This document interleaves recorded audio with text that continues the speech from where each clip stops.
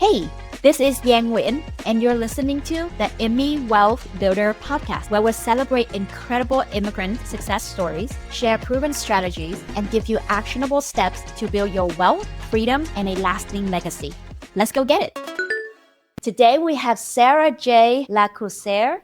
She's a total powerhouse in the beauty and real estate industries. She had helped grow brands from startups to international success, partner with top retail companies, and build a real estate career as an agent and an investor. So today I'm super excited to talk to her about this journey of reinventing herself. And this is something that I'm sure a lot of you guys can actually relate with as you guys go on this journey of building wealth, of figuring out how to use your existing expertise and take that to the next level. So with that, Sarah, I would love for you to introduce yourself and tell us more about your journey to the US. Well, thank you so much for having me. And I love this cool intro. I'm originally Canadian, so I was born and raised in Canada, a small village not too far from Montreal, where I grew up, went to college, started my career working as a young executive in the beauty industry. One thing leading to the next, I got, by the way of my work at the time, the opportunity to relocate to the United States. I was very fortunate early in my career to take a work opportunity that brought me to Las Vegas, Nevada, out of all places. So for a small town girl like me from Canada, French Canadian, to get to move to a huge city where there's always action like Las Vegas was really an awesome opportunity. And that's kind of where my expat or immigration journey started. But that's definitely been this leap of faith moment that brought me to live in Las Vegas. From there, I continued working in the beauty industry, took real estate investing, and lately I have been relocating. I live now in Atlanta, where I live and work with my fiance, Matt, doing real estate now full-time, leading a team of 4 people. We have a boutique brokerage here, One Source Real Estate, where we focus on working with investors. Was there any mindset that needed to happen for you to say yes to that big opportunity? Or what was going on in your mind as you were like, yes, I will take this next things that coming up for me? Yeah, I think this opportunity came for me just at the right time. I was eager to grow in my career. I was early on in my professional journey where I didn't have anything attaching me to staying in Montreal at the time. So I took the leap of faith and things unfolded quickly, which I believe, when it's meant to be, things will find their way, which was the case there. Moving to Vegas was an extreme change of culture for me. Not only the language, going from Montreal, that's a French-speaking city, to moving to Vegas where, people spoke English. The business culture was completely different. Mm-hmm. And of course, the lifestyle was very different from where I was. So lots of adjustment. And the surprising part was you don't know what you don't know. So there's the things that you can see right away that feel different, but there's also a bunch of things that you have to find along the way, how it works differently. Little things such as in business, like how tax works, getting your car registration, lots of little things from the daily life that you don't necessarily expect. I totally can relate to that. The cultural shock. I grew up in Ho Chi Minh City, which was kind of like the New York version of Vietnam. Things are very busy. There's always noises, there's always lights, to then go to study kind of middle of nowhere in Maine. So I think we both have experience of adjustment into a new environment, a new culture, a new ways of life. And what I heard from your story is that what got you really successful is the focus on what you could potentially get out of this, right? As you mentioned, for you, this was an opportunity in your career. It was at the right time, and your focus was not on the challenges that could potentially come with it, but to the rewards that you could potentially get out of saying yes to this opportunity. Tell me a bit about your career. So you were successful in the beauty industry, launching retail and brands. What you felt that was the key, either personality or skill set that got you so successful in that you were able to take with you when you move on to the new career in the real estate? I'm an optimist, so I will always see the upside in anything that I do. And I think that was one of the key factors. I started my career with a startup that had big potential, and with my, positive mindset, I could just see how things could potentially grow in the future. And coincidentally, things happened exactly as I was hoping they did. The business became extremely popular. We got several large contracts with big retailers that kind of positioned the brand at the time as one of the leading provider for beauty tech in a moment in time where people were looking for that type of product, which was a tremendous opportunity. I was also very fortunate to be able to lead a team of people in doing that.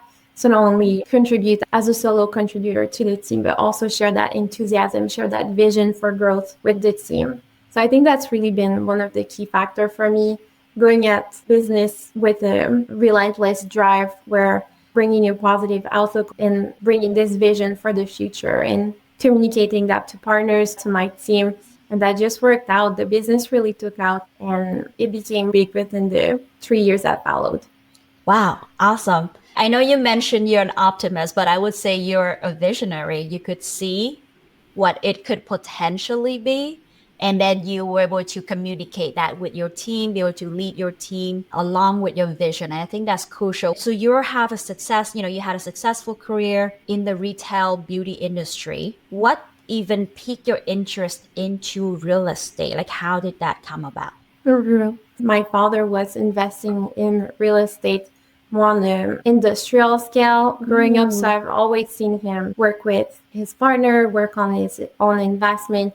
And I think that really just, planted a seed where I was like, there is a way to do that besides having, your main career, especially early on. So it was more of a matter of time as of when I would start in real estate than if I ever was going to do it. So this came about in 2019 where I was at the place in my career as an executive in the beauty industry where I had acquired more stability.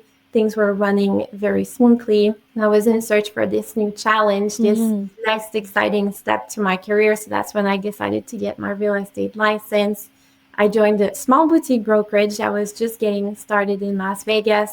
They had for a mission to disrupt the industry over there, making it a lot easier for new and first-time home buyers to get into the market, and their vision just resonated with me. So I joined on board with them. Coincidentally, it just aligned perfectly with my value to be able to not only do real estate, but do real estate in a way that does good for the people I'm serving, whether that be buyers or sellers. Okay. So you start in real estate as an agent. And then how do you get into your first real estate investment? Well, as an agent, I quickly discovered that there was this whole other side of the coin where some people were building tremendous wealth, creating success for themselves, changing the lives of their family with investing in real estate. As I started educating myself more and more into real estate investing by reading books, going to conferences, I just realized that this was the perfect opportunity for me. As a Canadian expat living in the US, I was thriving in my career, but at the same time, I was sometimes challenged with investment opportunities. As at that point, maybe I was just a few years in and still deciding if I was going to live in the US long term or maybe at one point going back to Canada. So some other investment vehicles were not the best fit for me. Whether I was looking with the Canadian side, that was not a fit because I was not currently living in Canada, and even with the US side, again, was kind of not the typical path to necessarily like get investment or retirement products here in the US, being an expat and having this question mark of if I was ever going to go back. So that's really my thought process that led me into getting my first home for myself and then retaining it as an investment property to rent it out long term as I transitioned into my next house.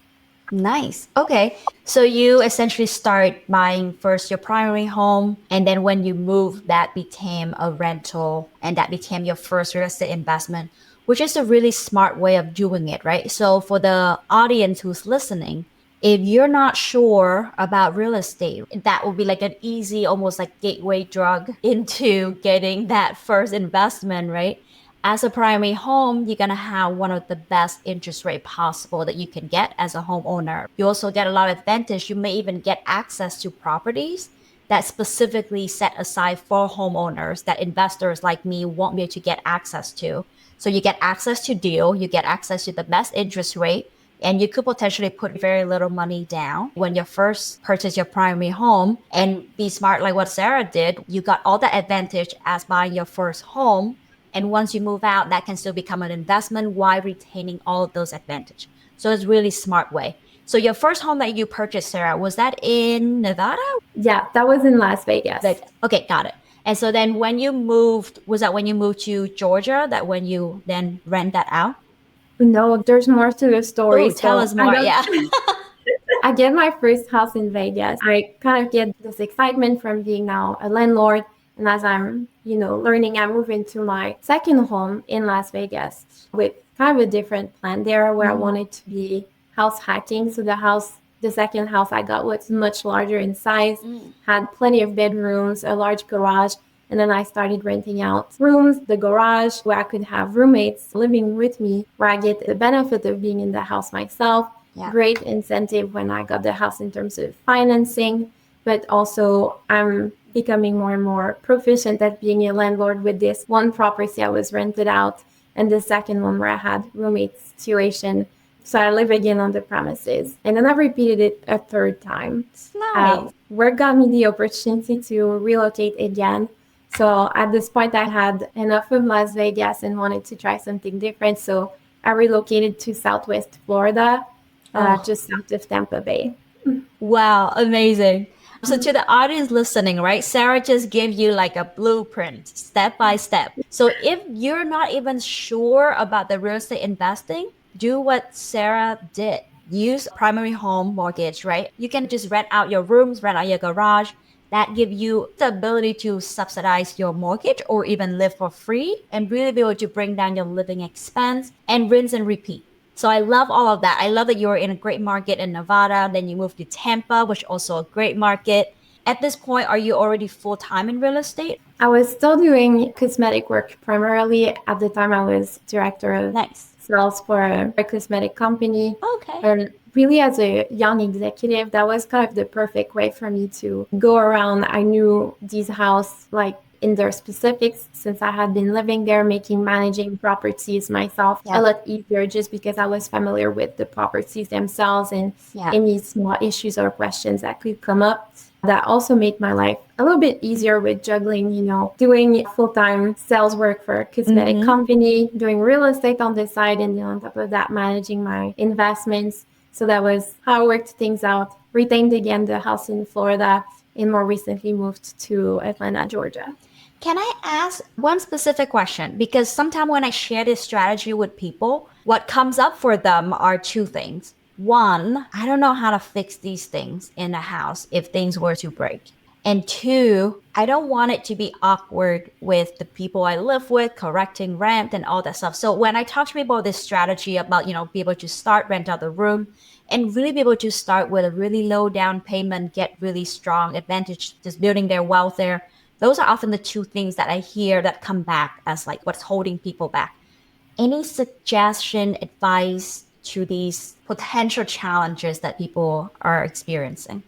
Yeah, absolutely. Well, in terms of the repairs, I'm a little bit more handy than I might look, but at the end of the day, there's a lot of things that will come up. Whether you're a homeowner or an investor, that will be beyond your wheelhouse of the things you can fix yourself. Yeah. So at the end of the day, whether you're living in the house as an owner or that you have an investment property, it's perfectly okay to get outside help and to create at some point a network of contractors that you trust. But in the early days, one thing I was doing often is just do a search online and find someone that's highly reviewed, where I can trust that there's some recent high reviews that go over the scope of work of what I want to have them do.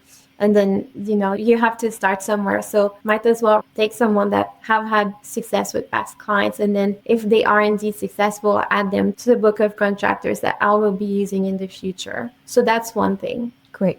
When it comes to managing tenants, it's definitely intimidating in the beginning, especially sometimes, being a little bit younger. I felt self-conscious of being in that role and taking on a really big responsibility. I've realized that at the end of the day, providing housing for people is just such an important need, and being the one holding the responsibility for providing that for them is really a privilege to be able to offer that to people, such an important need as housing. So what they want is to have a peaceful place to live with no disruption, no problems, and making sure that they have that is something that's very valuable to me and that I really have found to be enjoyable over the year, to create those relationships with tenants to help them feel comfortable and happy at home. Awesome. I love that. So I love what you share first about finding contractors, right? So for the audience who's listening, whether you're handy or not, just trust and believe that there are people out there who can fix these things for you. You don't have to know how to fix all these things by yourself in order to own a home or own an asset. So do what Sarah suggests. Search for contractors that have great reviews on Google, on Yelp, on Thumbtack, a lot of these things where you can find contractors. I'm also a sucker for reading reviews. That's where I know that, like, okay, is this a good person to work with or not, right? So read these reviews and you can find your first contractors and stuff through there. The second source that you can do this is also to ask other people around you. So you can ask your real estate agent who maybe help you purchase the property, right? They are very connected in the community and they can definitely give you a contractor recommendation, right? You can also ask other investors. If you don't know other investors, go to Facebook groups, right? For example, if Sarah was in Vegas, she can search Las Vegas real estate. Tons of Facebook groups gonna pop up, and that's where you can get the contractor recommendation. And I know when I first share about being a landlord, people was like, but I don't want to get a tenant's call at 3 a.m. about a toilet. And I'm like, I have never in my whole landlording journey have received that. So just understand there's a lot of these potential scary things that could potentially happen, and know that you can definitely put in steps to correct that. And there's a lot of people like Sarah and me who own properties and we have never had to experience that. Second thing, what Sarah said, that was a mindset shift for her. That at first it felt like she was young, things can feel intimidating. But the mindset shift that really helps her is to understand that it is a privilege to be able to provide safe housing for people. And that was something that I also struggled with too, Sarah, when I first becoming a landlord. Because there was this thing about having money, owning money, and landlord. There's also a lot of things people said out there about being a landlord. But overall, think about how much you care about what it looks like to provide a safe, secure, beautiful place for people to live, to respond to these maintenance requests quickly, right? And I think the more that people like us who actually care about tenants' own housing, the better it is for both landlords and tenants. So I love that mindset switch that was super helpful on this journey. So tell me, as you have a couple investment in your belt, you are now a real estate agent both in Nevada, in Florida, and now you're in Georgia. What are some skill sets that really help you become a successful real estate agent? And what was something that you felt like you really struggled with at first that you really had to work through in order to be where you're at today? Yeah. Some of the things that I think have made me successful as an agent are definitely the connections and relationships that I've built along the way. Being newer to a city, or in that case, to a country, you're constantly on the lookout for people you can connect with, to learn from, to discuss with, and understand better what they have been doing that brought them to success, or to see how you can potentially collaborate. So creating a powerful network of people has been very impactful for me. In Nevada, I had a great network. In each city where I relocated for my work, I have expanded my network where I just got more people around me that are on the same journey as well. In real estate, there's different types of agents out there, but having a community of driven agents that want to not only do good by their clients, but build wealth and make communities better over time is definitely something that I've enjoyed. So I would say definitely relationships, connections, nurturing networks is a big one. The other one is something that I think I've somehow taken from my journey in the cosmetic world into the real estate is marketing and just providing a product that is appealing, especially in this day and age with interest rates being higher. The cost to get a house is higher than before. So I think it's even more important to offer a product that is desirable, that is well presented. Not any house on the market will sell the same way. So being able to recognize those features, create a value proposition that sets forward the feature that make a house stand apart, whether that be something with the design, the location, or any other aspect, is really key into being successful in selling homes, whether you be working with the sellers or with buyers, helping them recognize those elements and recognize actually good value proposition is definitely essential. So I would say those two things have been some of the keys to my success thus far. kind of always keeping an eye out for people's best benefit, because at the end of the day, real estate is truly one business of referrals, and it's important that at the end of the day, every client be happy. I love that. And you asked me about one thing that's been more difficult. I'm sure many people out there can relate to that. With real estate, one of the first things we hear is working with your sphere of affluence. So you want to be working with your friends, with your family. So for me as an expat living in a new city, initially like Las Vegas, I didn't have that big of a network. It's not like I went to high school over there, especially in the beginning. And same with moving to other cities, it's always this starting over with a brand new network, which is good because it allows you to bring in new people to your sphere, but at the same time, at the beginning, you start fresh. So really putting myself out there, going into places where I know I can expand my network, being intentional about putting myself in front of new people, such as attending meetups, working from coffee shops or places where I know I'll bump into people that I might create connections with. That's been one of my challenges, but I've learned that it's important to kind of overcome it as quickly as possible with just putting yourself out there, going to places where you can connect with new individuals and seeing what comes out of it. Wow. Yeah, Sarah, you not only did it once, you did it 3 times from Nevada to Florida to Georgia. So I love what you said about relationship and marketing. Those two will take you really far. And I think real estate, or I think any business overall, you may be surprised to hear for the audience, but it is a small world. So the relationship is crucial, right? You want to make sure you do right by your clients, by your partners, because those relationships will take you far. So I love that you share that. I know you are now building a team. So I just want to I want to touch base on 2 things. One was, at what point did you feel confident to switch out completely, to leave your W2 and become a full-time entrepreneur investor? Talk to us more about that decision and that jump.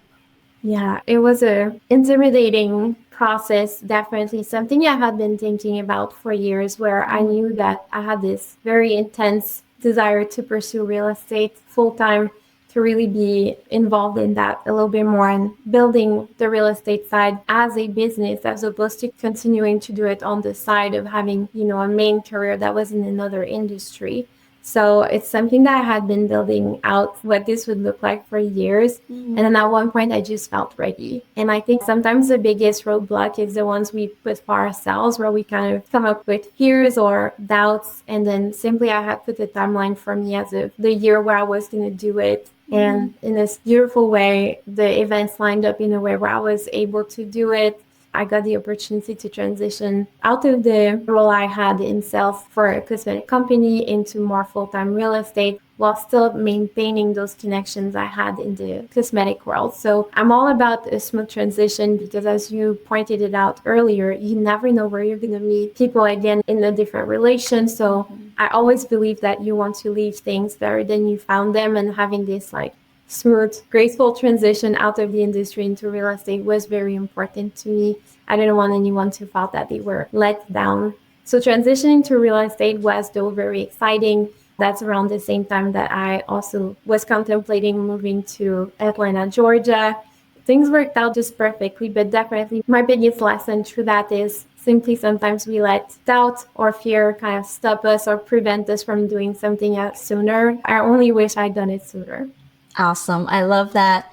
There is definitely a lot of time where it seems like the biggest thing that you could ever do. So I love that what you share about kind of giving yourself some mental prep, because it is also an identity switch, right? You're used to seeing yourself in a certain role, and now you become a full-time entrepreneur. It is an identity switch. So you kind of have some time to prepare financially, skill set wise for that. And then timing works out.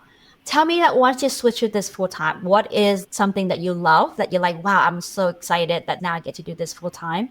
Tell me something that is like an advantage that you really love that you get to do. And tell me something that was like maybe a challenge potentially that you didn't think that would have been a challenge as you now become a full-time real estate agent. One thing I really love is first having the flexibility to work at my own hours. The beauty of real estate is that you can do as much as you want, or you can do very little if you don't really invest time and effort into it.